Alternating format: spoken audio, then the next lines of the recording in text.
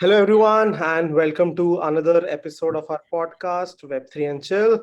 As usual, I'm your host, Ayush, joined with my co host, Vishal. And amongst all three of us winning the Best Beard Award, our guest for today, we have Mr. Rajat Ojha. Hi, Rajat, Hey CEO, guys, Gamitronics. How are you, Rajat? Thanks for joining I'm us. always good. People stopped asking this question to me because I'm always good. And out of curiosity, is that beer designer the Ethereum logo? Because it looks like that. It is ETH right now, but it keeps changing. So I treat it like a canvas. So we call it beard tattoo. Yeah, you might have very high precision to create that. Oh yeah, absolutely. Yeah, sure. So, uh, Rajat, you went to Cannes. What hmm was that? Why was that? Oh, interesting. So, of course, we are Partynite, right? So, Partynite is our flagship product, and couple of lines we always use is "Life is a party." Get a life here. And the other thing is, real life is just a hobby. So all the things is like very swanky, very affluent kind of thing. And we started with celebrities. We started with the Lair Mehndi. We started with A.R. Rahman sir. We started with Dev Negi. And of course, the brand push came a little later. And that was our very easy thing that if you want to do something in India, do it ABCD way, action, Bollywood, cricket, devotional. If now fits into one of these category, people will get to understand what you're trying to do. And so that we got Bollywood, we got devotional, both in the Lermandi's concert and all. So we got eyeballs from the government, and government had been looking after TikTok. We were the only technology company ever sent by the government of any country to Cannes Film Festival, which is usually a celebratory, like Yeah. all those filmy plays and all that. But it was kind of a very perfect fit for us, and because we started with the push from the Bollywood side of the thing and stuff, and so yeah, I think kind of that's why Khan happened, and great that it happened. We made a lot of great connection. We understood the dynamics of the music and movie industry, which we had no clue about, and at the same time, we educated the larger part of the movie industry people, and at the same time the French government and the European Commission about metaverse, about how India is leading the way, and why 510 million connected Indians are actually the audience you should be looking for, and you should be aiming after, because this is the captive audience you have, and I think it worked out really well for us. Oh, man, that's great. So, where do you position Party Night as? Meta is creating its own metaverse. You have the Decentraland sandbox of the world. Yeah, Uh, then there's Roblox doing well in that area. Where does sure, Party come in? sure. So my definition of uh, metaverse is little different from Facebook or Meta's metaverse or Roblox metaverse, or they're a great immersive world and immersive places, where. But for me, and as a gamer also, those kind of world had always existed, right? I had been playing Second Life. I had been playing everywhere. I had been playing Sims. I had been playing multiplayer Call of Duties and all those things where I could still socialize with people. I could do a lot of stuff and all those things.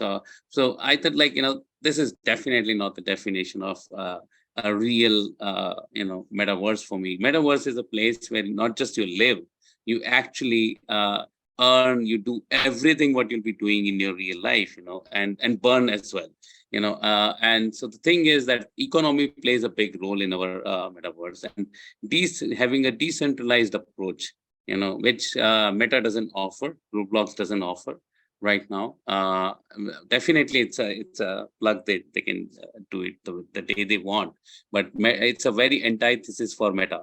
Meta is all about centralizing the data, keeping it with themselves, and then shareholders love that idea of how Facebook owns that much of data, while we are decentralized. We are the Che Guevara of the world, kind of rebellions at this moment, and we want this to be decentralized, and ownership should be with the users, and that's where we compete with the likes of Decentraland and sandboxes. And now, so the thing is that now we have limited ourselves to that. So Roblox is out, Meta is out. We are here with Decentraland and Sandbox. Now, how are we different? We offer larger than life kind of experiences, which look kind of if not realistic, semi-realistic, but it definitely not very stylized like Decentraland and Sandbox have. So whoever are kind of people who are like looking for that kind of thing, and or even absolutely realistic as well, we are the ones to go for. And I think brands have realized it after one or two engagements in a very very they have absolute confidence about what we can pull off, and then we are doing. And if you see the daily active users and all those kind of things, we have more reasons for our audience to keep coming back to our platform than other platforms. And I love those platforms. They are like our benchmark because they existed much before we ever existed.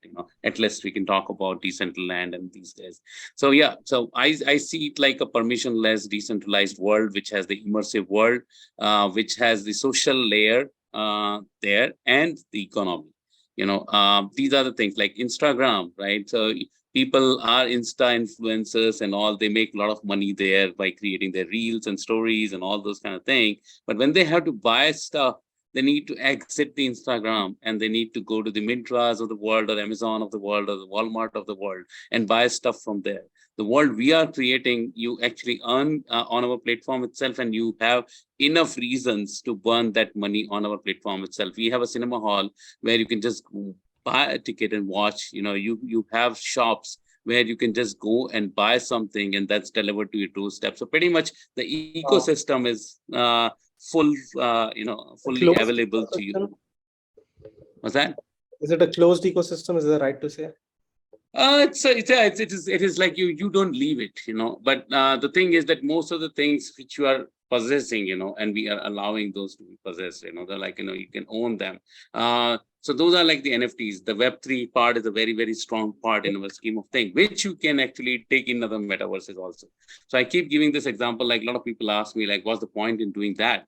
And my thing is simple, like, you have a house probably in Odisha, right? But right now, if you're sitting in Mumbai and Delhi, and visiting, and the same T-shirt you're wearing here, which you were actually wearing in Odisha, but your home is still there, right? So you can have a home in Decentraland or in Partynite, but the assets you can actually, take. Interoperability, is something which we definitely stand for, and we're working towards it. But the thing is that you don't leave it. We don't want you to leave my ecosystem. Even for buying things and stuff. If I want, like, let's say Walmart comes to my platform, I want you to actually earn using your NFTs and creation of the real-time minting of the NFTs and stuff. And then at the end of the day, if you want, you can just buy something, on my platform itself. It's not there yet. We're building. There's few things which are there, the few things which are, we are not equivalent to Walmart now. We have few stores, we have few, cinema halls, few OTTs, few games, and few. But the thing is that, then yes, it will take time, but we will reach there eventually for sure.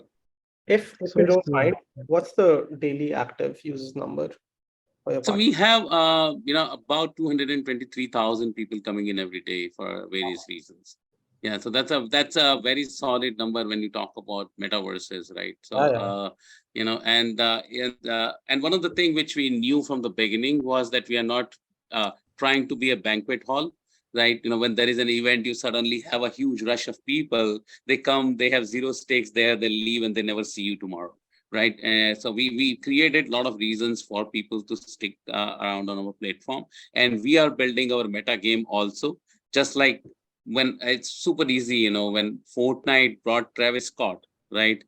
People were already there in Fortnite, right? So people were there for a meta game, which is a shooting game, right? And then they got Travis Scott and made a Metaverse concert kind of thing, and then they got Ariana Grande, right? Before that, they got Marshmello as well, right? And the numbers were staggeringly high. The reason is simple, because people were already there. They Yeah. were there for a meta game, which is a shooting game, right? While other metaverses who tried to do just the concert piece, another thing, it was a one-time push and one-time pull. That's all. It was Yeah. over. It's like one night stand kind of a thing, right? While we want to get married to our audience for a long, long term, and that's one of the reason we are building.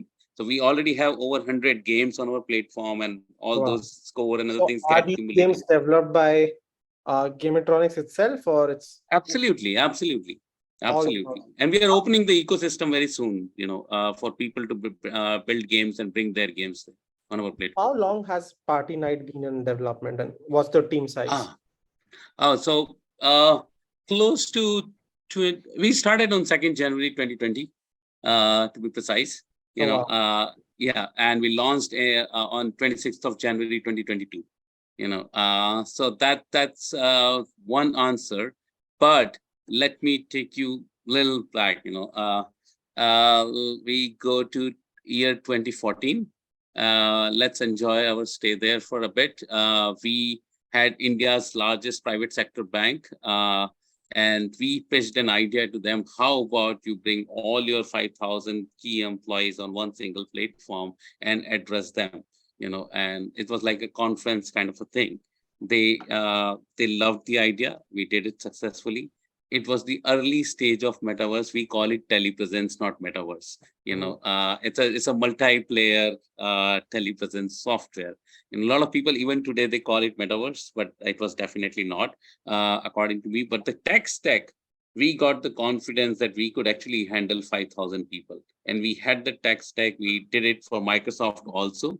After that, we ruled out for Microsoft Redmond and Microsoft Hyderabad. And after that, I kept on running around, and trying to talk to Bosch, BMW, and all these guys. Nobody understood why they needed it, And so we kind of, shelved the whole thing. But in 2020, just before COVID news started coming from China and other places, we thought like there is something we can do with that kind of a thing, and we reinitiated that. So and in fact, of course, we rewrote the tech stack, but we had the base understanding of the framework and everything.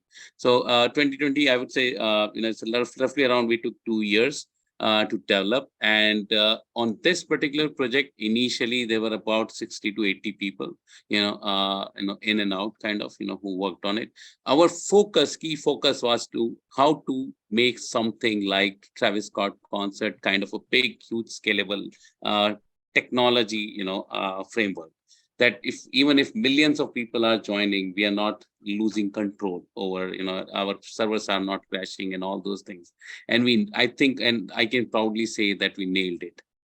We have handled millions and millions of users concurrently, and our platform doesn't give up. So I think that was the key focus. But our background, my personal background, is in video game industry. So we always had a lot of templates, frameworks, engines, and everything.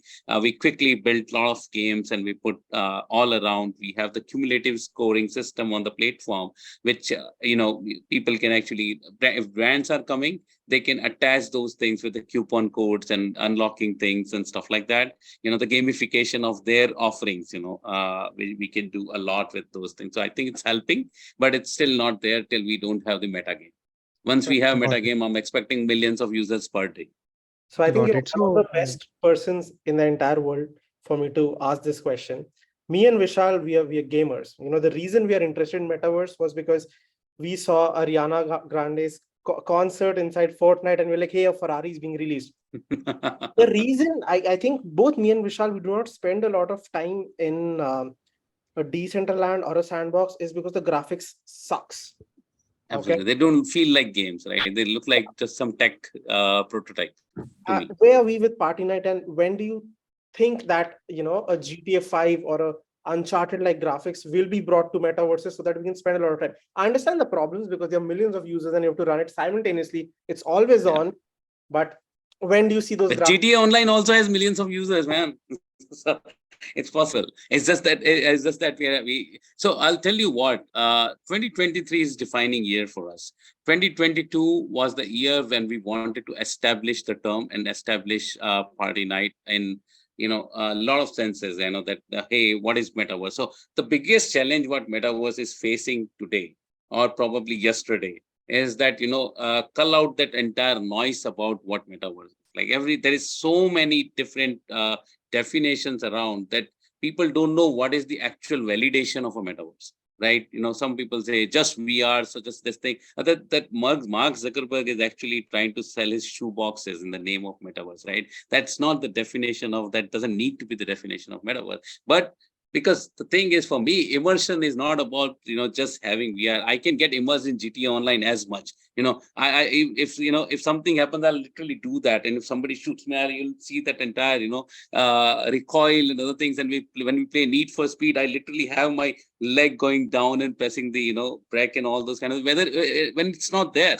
it's that because they're so immersive. So the content needs to be so immersive that you don't need these different of course, great that you have VR. Our party night is compatible with Oculus and Vive both. But the thing is that we don't force this. That the VR is a mandatory thing for a metaverse. But we are working towards it. One of the things you'll see very soon, but that's kind of a very boring use case. But the realism part is there. We're working with one of the automobile giant right now, and we are recreating their entire factory setup. So you can see big, huge trucks and buses being built, and you can participate in there, and the graphics are like, I would say over the top. They look so damn realistic. Even the brand is sure about that. And in fact, tomorrow and day after tomorrow, I'm in Mumbai for something similar. But I guess millions of users, if somebody says, and I'm sure that the people who are not ready to do that, or people who are failing to do that, will always blame it on the number of users and all those guys. It's all bullshit. It's absolute. The thing is that GTA Online is handling millions of people. There are in one single scene also you have 50-80 people all the time. So there are, of course, then you talk about, okay, mobile, it will not work. Yes, it might face issues. You can probably limit the number of users in one particular room on mobile, but on PC you can go all out. So we are working towards it. I would blame it on largely on the kind of budgets which are available at this moment. And it's not that there is not enough money or something, and we can always have some particular use cases around it. But I think अभी तक चल गया, so, and one of the tagline we had in 2023 vision was that what brought us here will not take us there, and we are working towards it. That definitely what brought us here, we're building a lot of technology pieces, and I would love to show you guys also what we are making. We are making Chat GPT ka baap before Chat GPT actually happened.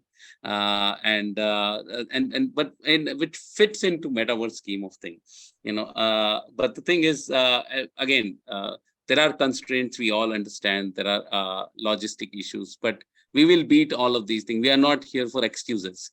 And you will definitely in a year, not in 2023 for sure, but in 2024, you're going to see 1,000 times better graphics, what it is there in metaverses today. And Decentraland and other thing, I love them because of their understanding about the whole, the crypto Web3 and stuff like that. But as a gamer, again, I just cannot handle it. I cannot like it. I love Fortnite, and I'm a PC and console gamer. I can't play mobile games also. I've tested. Probably 30 minutes test of party night on mobile is the all that I do. When somebody looks at my phone, it feels like a business phone. While I'm a gamer, but still, yeah. So we will reach there. No excuses. Yeah, on that definitely we should play Fortnite, and I do relate to that exact behavior. Like people go to Instagram, they scroll for 5 minutes, they come out and they do their life or work. Snacky I behavior. go, Yeah. and similarly, maybe I'm working or doing something. I go to Fortnite, I play for 20 minutes, I come out. So it's that instant gratification. But Yeah. I relate to that. On that, I think, Rajat, I found you long ago, like when you launched Partynite. I think the tagline really stuck to me: India ka apna metaverse. Apna And metaverse, I right? realized how India lost the social media game to ByteDance from China and US, and now something is truly great coming out of India. And I really aspire that this becomes a great platform. And kudos to you. That is very Thank you. inspiring that you are creating Thank you. something in India, and it can be the next big thing. So on that, and also you have been a gamer all your life. Like I went through your profile, True. you have created games, you love game, you are passionate about games. So what is your favorite game, and what is that game, that exact game that inspired you to create something like Party Night? Oh, don't talk about Partynite here. But yeah, you'll spoil the fun. Okay. But my mostest favorite game, I'm the product of Doom, right? Doom. The first time I played Doom, I was like, what the fuck am I seeing? And it was like literally a rock show for me. Like somebody has literally on a high on some heavy metal concert happening there, and The it was music is just phenomenal.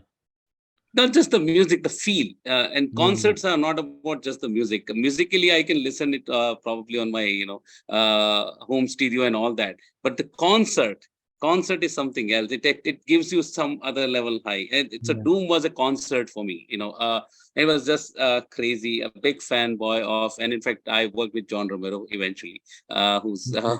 one of the key guys there. But John, big. I literally treated John Carmack as the god for the longest time possible. Michael Abrash and all these guys who are the, pillars of Doom. So I'm a product of Doom, but I have a lot of different categories, in my scheme of thing. So Doom is the game which inspired me to make games, back in 1992, 93 kind of time and stuff, and I made a game called Sea Dogs, which actually had all the audio and everything from Doom. It was a top down, Okay. shooter, and it was very successful as well. I had 70,000 downloads in Arnet Oh, days, when Education Research Network used to be there, internet wasn't there. So that was a big deal for me. But if you say like the kind of game I would ever want to make, and I'll say, okay, I'm taking sannyas after that, as Journey from Genoa Chain, that game company.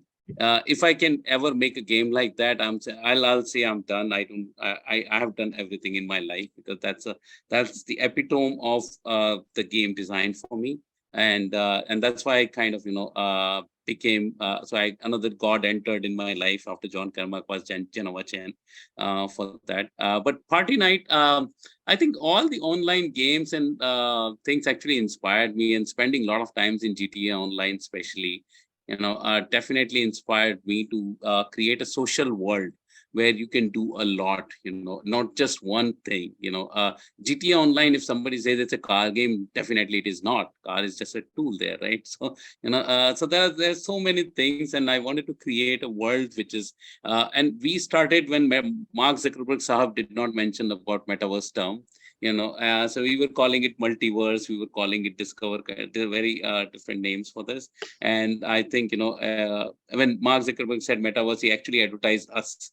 I don't know where his meta is going, but we are doing pretty good. Now because of him, suddenly everybody woke up to the term and all those things. So he kind of helped.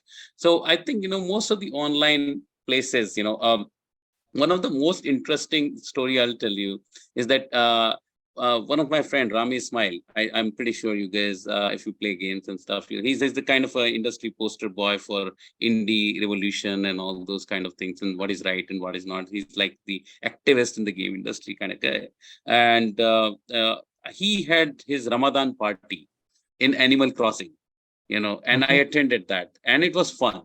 And I said, like, again, it's fun, and I was understanding the social behavior within Animal Crossing. Then I saw kids hanging out in Fortnite. They had the party mode coming and all those things and stuff like that. And then those were like kind of very sketchy, places for me. And we were anyways building something in the multiplayer thing and all. So it all made sense. So I figured that, it's instead of having using a game for parties and all those, like using Minecraft for party, or using Roblox for parties, or Animal Crossing for party. It's better that party becomes the de facto thing, and everything actually connects back to that. So that was the kind of beginning. I think we Got should it. have Got had it. this session inside Party Night and not Zoom. That would have been fun. Yeah. I would Yeah. love that. Inside Party Night. Yeah. I saw Absolutely. your, yeah, we can do it. Could have done that. So I saw your work on Airtel. I also see you are working with different governments in, Yeah, if I'm not wrong, Andhra Pradesh, Odisha, and you are that's also right. working with different sector like education and tourism. So what are That's the right. use cases you are solving for in these spaces? So I'll give you one few examples there. So some of the very boring and immediate understandable objectives are that these factories and these kind of manufacturing plants have a lot of mission critical devices and equipments and all those things. And when they are training their people on them, it's basically somebody comes, shows a PowerPoint presentation, shows a YouTube. They bring the equipment there, they operate, few people get their hands on it, and rest of the people just look at it. Instead, bring everybody together and let them work on it together to see how the entire process works. Is a very simple use case which we are solving for many brands. The other thing is the training piece, which again, these are kind of uh, very objective based solutions we are having. But my interest is that you just live there. Use it like your Tinder, use it like your Facebook, use it like your Instagram, use it like your YouTube, use it like anything. And that's what I'm building. If I'm meeting you guys over there because you are just wandering over there, I just come and I give you a high five and I start chatting. Now I'm not looking at your LinkedIn. Your LinkedIn can be everybody on LinkedIn is life coach, business coach, mentor, blah blah blah, Forbes list, that and for this thing and all that. Instead, and in fact, my LinkedIn clearly says not in any Forbes list. So Not Yeah, an yeah, I AI. saw that. So there was this joke going around, all the Web3 expert became AI expert in the last month. Oh no, so I see it very in a very different light, and I'll talk about it. In fact, but very clearly. So I meet you there. We talk, we chat, and we understand each other. And then I find you legit. I know that you are actually a business guru. Yeah, And then yeah, only I send you a friend request, and I become your friend. Right? That is what we are building. That's the social layer we have already in got it, place, and so that's what I want to actually have. That the living, breathing Facebook, living, breathing got it, Tinder kind of thing. But other got it. use cases, there are like a lot of stores are there. People are buying things. You can have things which you cannot wear in your real life, but your avatars can wear in the digital world. You can own them, and all Got those it. blah blah Got blah use cases are What there. I'm sure about is people are gonna comment below that, hey, can you please show us a demo of how Party Night is a real life Tinder or a Let's do that. Let's do that in the next episode. It Please, would be by all interesting. means, Yeah. yes, we can yes, do a it will be. live, we can do a live one, put it on LinkedIn, invite a lot of people, and have Sure. a good live Yeah. conference sort of a thing inside Party Night. That's so much fun. Absolutely, absolutely. But We should do yeah. that. But And stealing the coming to the AI point, just sorry to cut you off right there, but thing is, I don't see. So we are one of the oldest horses in VR industry. I started dabbling in the VR industry in 2006. When we were working with defense circuit. So defense is usually earliest. When it comes to adoption and everything, or at least trying. And we had the Vuzix headset. Back then, which were like helmet kind of a thing and all that. So we had been working on VR and all those things. And metaverse happened. We kind of put them together and started building things from there. Then AI comes. So instead of considering, oh, we shifted to AI, we actually use the power of AI to power metaverse. So metaverse always remains kind of a platform, a layer where multiple technologies are coming as different modules and making one big huge. It's a got Tetris. it. All the things are falling in place and building one structure over there for me. Got it. Got it. No, it's very interesting. In the interest of time, I'll shoot my last question, which can be a longer discussion. And stealing all the limelight from Tinder, That's just saying I that's your last question, not mine. yeah. So I see. So Rajat, I see education is a huge area where immersive and metaverse, AR, VR can truly impact. And India is a country Absolutely. where people can't even go. There are places where people don't have a school. When Mhm. COVID came, a lot of people, a lot of kids lost access to education because not everyone can afford a laptop or be on a Sure, Zoom call, right? So, sure. how do you think our country, or maybe you, if you can solve this problem by bringing immersive learning to masses, to villages, and truly creating a nation of capable people? Very interesting question. Wow. Okay, nobody asked me this. Everybody asked me tech questions and stuff. But yeah, sure. We are working with one of the NGO, but that's not in the education space. That's in the last mile healthcare solution, where we are because the doctors, doctors are very fancy, and they don't want to work in those remote places and all those kind of things. So we are working with this NGO to actually doctor can be there in their fancy villas and all those places, but still handling the last mile patient who's like in a very very small little town, using the power of metaverse and AI both put together. So and in that case you just need some stations kind of a places there. I'm already an investor in a something similar called Jadu's is a Okay. single screen cinema chain, and the business model is tier 2 and tier 3 cities Mm, only. We right now okay. have a lot of those. So we understand the mindset of those small little places, and what they are looking for and all. So when it comes to education, again, if not everybody can afford, we always have these kiosk kind of thing, which can be, placed at many places and stuff. And I think the power of metaverse actually thrives great in metaverses, because now I'm not talking about heart. I'm not showing you the heart. I'm literally taking you inside the heart, and your learning will be your lifelong, because you actually spend time inside the heart, and your professor was there, your teacher was there, and other students were also there, and they were experiencing systole and diastole both, whenever this it's a kind of a roller coaster kind of experience and stuff. But I think, and one of the thing which we made sure was that, our tech actually works on the 5,000 rupees phone also, and seamlessly. So at Yeah. least that doesn't become an hindrance for people, that, okay, Mm, I need to have, like, that OnePlus or Google Pixel or this kind of a phone, which is 50, 60, 70,000 rupees or 1 lakh rupees phone. We work on 5,000 phone as seamlessly as we work on heavy duty, 3080 PC as well. So of course, graphics quality and other things suffer, but how we can do it, another thing. Of course, there are a lot of logistics and a lot of other things which we need to probably. Thanks for putting that seed in our mind. We'll definitely think about it. no, I think Would again love. this AR VR excite me as a person to go back to school again and learn things Sure, in a better way, and absolutely. it's truly inspiring the work you're doing. I truly hope you bring a metaverse revolution in India and truly put that kind of experience in a feature Trying phone hard, so man. that people in villages can also see the great capability that this brings. So yeah, I'm done with my Absolutely. question. Maybe Ayush, you can go if you have, but I think we are short of time. Thanks, Vishal. So Rajat, Yeah, Ayush. how long can we have a conversation for? Like, can we stretch for the next 10 minutes or so? Sure, yeah, absolutely. Great. It's just that my phone, this thing is 32% is there. My laptop is on battery. So, but yeah, I think good enough for you to continue. Yeah. So, I, metaverse is new. Web3 is Hmm. relatively new.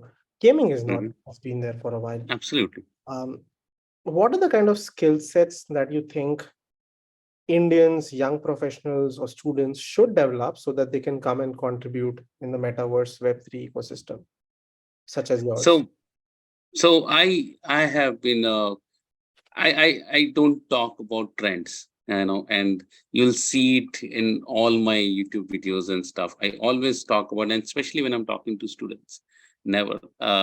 So I always talk about having your fundamentals super solid. If your fundamentals about your maths and physics, are solid, most of the things you do in the game world, I'll keep the metaverse aside, and we'll probably plug that in, but are sorted. There are a lot of people who say, like, this game college, that game college, and this game institute and that game Mhm. institute. It's a For me, it's kind of, it's great when you actually have learned everything and you want to be very precise about things and stuff, and you want to understand the nitty gritties of how to make games. But technically speaking, if you are very good with maths, physics, and C++, your programming side is very sorted for the entire life. When I started game technologies, there were no engines per se, right? Then the renderware came. Then Gamebryo came, on which all the Oblivion and Morrowind and all these, Elder Scrolls games are built on. So Gamebryo came. So engines and other things will continue to change. You can't be like, oh, you need to know Unreal or you need to know Unity and all. These things will continue to evolve, and all these things have one single fundamental layer underneath them, which is the 3D mathematics, right? So you're sorted. When it comes to art, even if you are good with pen and paper, you have a rule. So we have mapped 208 different, job options in the game industry you can actually have. So right from a person who's just sitting here and telling you a story has a role in the game industry. Somebody who can sketch, and cannot use any digital thing can actually get a role in the game industry. And it's very different from movie industry. You can always say, hey, all these things are possible in the movie industry. No, there's no tech of this level. There's a median layer of shaders and stuff sometimes they use and stuff, but technically this is the the world is the only world where the left brain and the right brain actually come together and work as one. So I think that is a very important one of the most important thing I always ask people to actually play a lot of board games, and play tabletops, D&D type of game. I always think D&D has been made by somebody who came from some other planet. It's like so detailed and all the classes and other things. Like it's very, difficult for a single person or for a human to think about all those kind of things and stuff. So, but and you need to learn to decipher them. I'll always play games 3 times, or in a way engage in every game 3 times. Once when I play it, second, when others are playing, I'm looking at the detail. Third, I'm just doing a post-mortem of each and everything, what is happening on the screen, how it is done, and what are the possibilities, that person must have been thinking about. And that's why sometimes, director's cut are very important thing for me. So I think if somebody wants to be a game developer and stuff like that, they should definitely spend a lot of time in deciphering and post-morteming the games and stuff. That's there. When it comes to metaverse part of the whole thing, I think blockchain, understanding the process engine. Web3 is a process engine. Web3 is not metaverse. Metaverse is not Web3, but Web3 is the process engine. Understanding what actually makes Web3 Web3, why it is called participatory internet, and not the interactive and collaborative internet like before. So understanding blockchain, and to understand blockchain, I think you need to understand the basics of networking. What was there and has been established for last 40 years, all your UDPs and TCP IPs and peer-to-peer connections and stuff. More you understand, I think it's so my talk has always been have very, very strong fundamental. When I started coding and when I started getting into the game industry and all those things, not Unreal was there, no Metaverse term was there, but I'm still building the future. And I'm constantly working towards it. And that's largely because of the fundamentals we have. We cannot build something what exists. We have to build something what does not exist. And that's why when people ask me, hey, AI is coming and AI will eat you up and all those kind of things and stuff. Yes, it should eat you up. Because that means you are actually not improving, you're not evolving. AI will know all the things what Aayush knows, what Vishal knows, and what Rajat knows today. But what Rajat knows tomorrow, AI doesn't know. Right. So if you're thinking about the future, you're sorted, if you're thinking of what exists, you'll be eaten up, and you should be eaten up. So I think fundamentals and work on fundamentals is something that I always advocate for all the I think newcomers. I love that point of thinking about tomorrow. I think it will stay with me now. Thanks. Rajat, that was an extremely heavy and a fun session. Thank you so much. Me and Vishal, we are both waiting for the Metaverse tender as you promised. So we'll catch you for that. And I'll not come as a girl there. You need to find someone, but you'll definitely meet someone and yes, yeah, hook up. that's great. Thank you so much for the session. And Yeah, we Sure. will, for our audience, we'll definitely do a session in Partynite soon and give Please you a do. better demo inside. great. Thanks Awesome. everyone That'd for be really watching. cool. Please like and subscribe.